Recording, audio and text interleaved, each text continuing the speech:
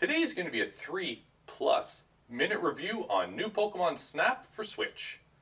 It's been a while since I've done a review on a full-price Switch game, and this review is one for a game that a lot of people have been waiting for, because we finally have new Pokemon Snap, and I'm here to give my thoughts after completing the main story.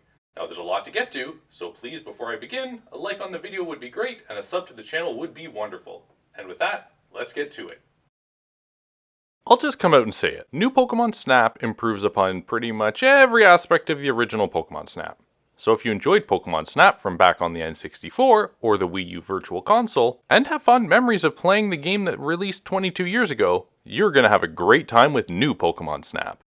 I did a graphical comparison video on how the look of the game has changed. I've linked it in the eye if you're interested. When it comes to the graphics though, this is one of the best looking Switch games, and the world of Pokemon has never looked better. I mean, look at this tree!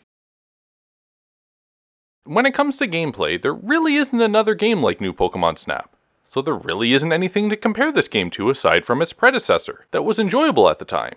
But a lot has changed in gaming since then. Honestly, the core gameplay might be better suited for this day and age because we're so familiar with taking photos through a digital viewfinder on our cell phones, something just feels more natural about taking photos this time around. One gripe I do have is the amount of time it takes to get into the action. A story as to why you're on this journey needs to be fleshed out, so you're handheld a little bit before you gain your independence.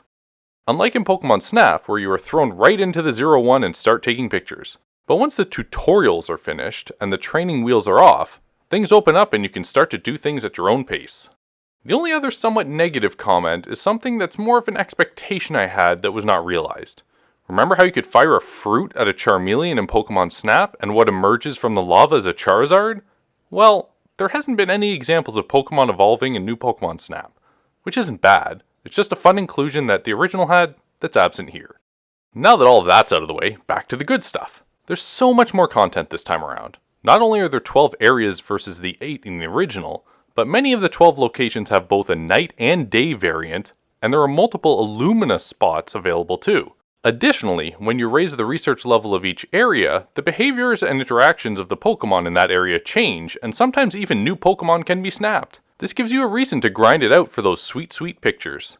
Another way longevity exists is that for each Pokemon, you need to take photos of each in different poses to fill your album.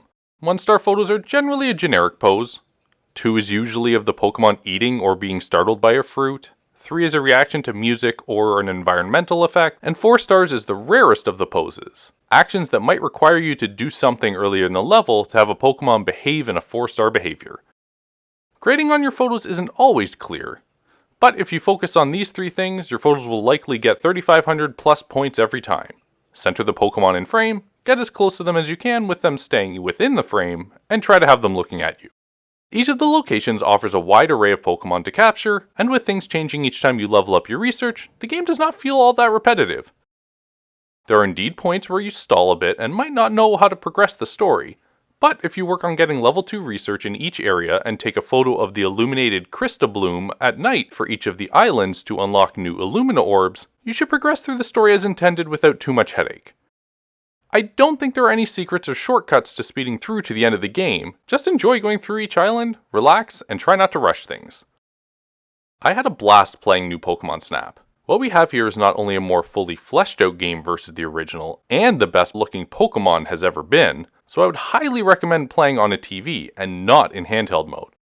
Also, because playing with Joy-Cons that have drift really diminishes the experience when you're trying to get those intricate shots, and for no reason your viewfinder shoots upward, ruining the shot.